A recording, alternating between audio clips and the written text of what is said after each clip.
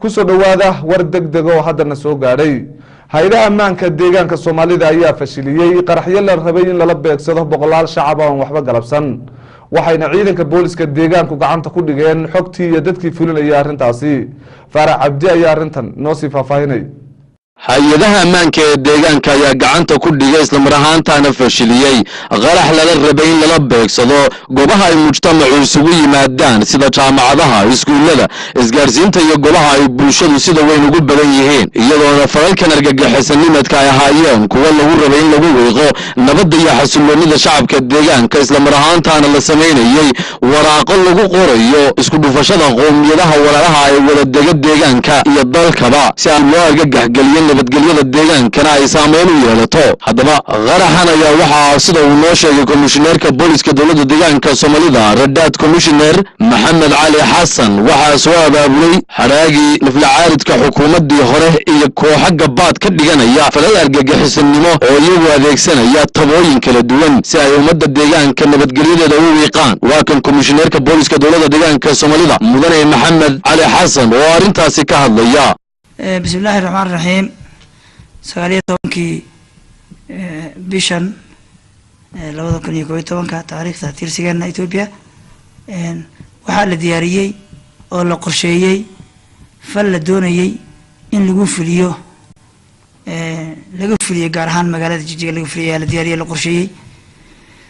فالكاس أو هقامينيي إنك مقعيس ليلادو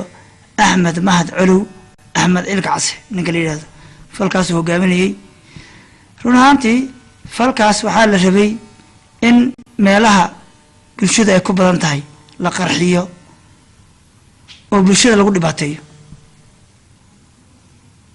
si loo yiraahdo maanta deegaanka nabadgelyo darro ka jirta si loo yiraahdo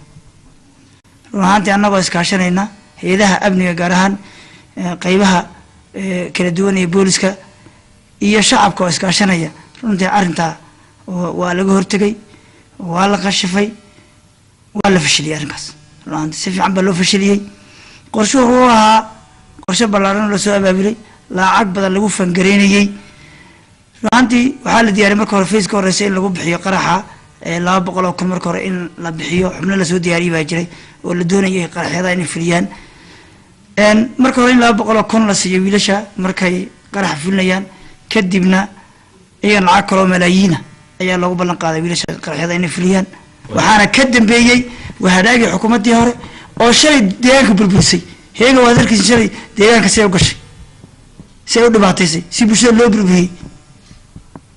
maantana waxay rabeen kuwii noocaas ay shalay dadka dhibaateeyay maadaama systemkoodii xumaa meesha ka baxay inay dadka haddana sii dhibaateeyaan bulshada waxba galabsan ay sii laayaan biraan ilaa goobaha la rabay in la qarxiyo waxay ahayd runtii meelahay ku badan yihiin jaamacadaha oo kale sida iskuulada jaamacadaha meelaha maabrad haylka iyo meelaha kale oo badan oo gadaal baan ka soo sheegi doonaa baaritaanka marka dhameystiro taas oo la rabay in khalkhal ummadan lagu geliyo saad ogsoontihiinba deegaankeena iyo dalkeena waxaa kaana qaaday isbedel ballaaran oo run ahaantii xuquuqda bulshooyinka deegaanka lagu sameeyay hadda goor waqti dhibaatadii deegaanka soo martay dhibaatadii ballaarnadii deegaanka soo martay run ahaantii nidaamkii hore kii burburay meesha ka baxay kadib dad hadaac oo nidaamkii hore ku lug leh oo nidaamkii hore iyaga dan u ahaade oo bulshada dan ka lahayn ayaa waxay sameynayaan inay falal ka fuliyaan ay doonayaan run ahaantii bulshada hadda joogtana waa bulshada dareensan isbedelkan jira oo doonaysa isbedelkan jira in laga faa'iideysto bulshada ay ka faa'iideysto run ahaantii shacabku aad u wanaagsan yahay annaga hay'adaha amniga gaar ahaan booliska bulshada si fiican bay noola shaqeysaa run ahaantii wayna ku maasan tahay bulshada inay nala shaqeyso qaraxaas oo la rabay in bulshada lagu dhibaateeyo oo la soo abaabulay 19 bisha qorshuhuna waxaa 26 la fuliyeed 26 bishan hadda in la fuliyeed toddobaadka ilaa 8 cisho waxaa laga shaqeynayay qorshahan si loo fulin lahaa meelahana loo qarxin lahaa waa 19 qorshuhu soo bilowday heshiisyada la galay gadaal baan kasoo sheegi doonaa ruuxaantii xubnaha iyo sidee kala hayeen iyo qaybta kulug lahaa iyo cidda isaga falka la fulinaysay dhammaantood gadaal baan kasoo sheegi laakiin axmed mahad colow axmed cilkaas ku magac dheer ayaa falkan abaabulayay isagii laftiisa waa qiraal komishineerka booliska dowladda deegaanka Soomaalida mudane Maxamed Cali Xasan oo warbaahinta deegaanka xafiiskiisa ugu waramay ayaa waxa kale oo sheegay in Kasokow isku daygan qaraxyada iyo falalka argagixisanimada ah ee la rabay in lagu wiiqo nabadgelyada iyo xasilloonida shacabka deegaanka Soomaalidu ay jiraan lacag fara badan oo la qaybiyay dadyo kala duwan oo falal argagixiso la rabo inay fuliyaan ay hay'adaha ammaanku ku daba jiraan waxa kale oo jirta iyadana lacag badan oo meel kale u diray waxa jirta iyadana ay ahayd hadda qarbi waxay kale wuxuu diray 1 milyan buu diray arsaba kale wuxuu diray 370,000 oo lacag u diray qorshahaasi wuxuu ahaa qorshe ballaaran oo loogu talagalay in bulshada aan waxba galabsanin in lagu dhibaateeyo waxaas oo dhan isku soo duuduubay ujeedada rib keliyata waxay ahayd in nidaamkan iyo isbedelkan lagaga hortago ayayd ujeedada koow shacabkan waxba galabsanin lagu dhibaateeyo loona yiraahdo waka dawladana waxba qaban mayso oo nidaamkii horaaba dhaamay tan si loo yiraahdo ahayd ujeedada laga lahaa weeyaan runtaan hay'adaha amniga iyo shacabka anagoo iskaashanayna runtii ayaan gacanta ku dhignay falkaas isagoon meel loo bixin waxbana aan lagu filin oo sidiisa runtii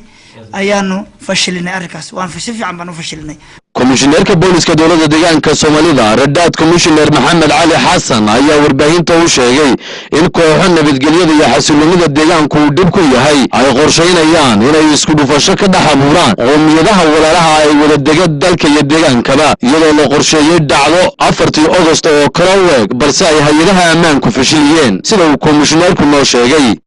falkan markii la fuliyo waxa lagu tirayaa qorshe kale garab yaalla jira in qoomiyadaha kale dalka inuu say u cararaan in waraaqada xabash iyo Soomaali lagu qoro oo la yiraahdo ka carar wadankan nabadgelyada kama jiro waan leeynaa waan baabinana baaqina waan leeynaa sidii hadda kore heegadu ay u gasho kale qoomiyadaha kale u baad u leeysay ayaa loogu talagalay waraaqado af Soomaali xabash ku qoray iyaga laftooda in la daadiyo kadib qoomiyadaha kale ay sida wadanka ka guuraan wadankan khalka loo geliyo hay'adaha ammaanka ee deegaanka oo gacanta ku dhigay xubnaha faldambiyeedkan gacanta kula jiray oo ka mid ahaa Axmed Mahad Colow iyo 3 ruux oo kale ayaa waxaan waraysi kula yeelanay xarunta booliska ee deegaanka waana kuwan xubnaha faldambiyeedka gacanta kula jiray oo iyagu ka hadlaya arrintaasi waxyaalaha jidda ka lahayn maxaa anigu lacag aan soo qaaday targetka oo ka dhigay halka jaamacadda iyo leerka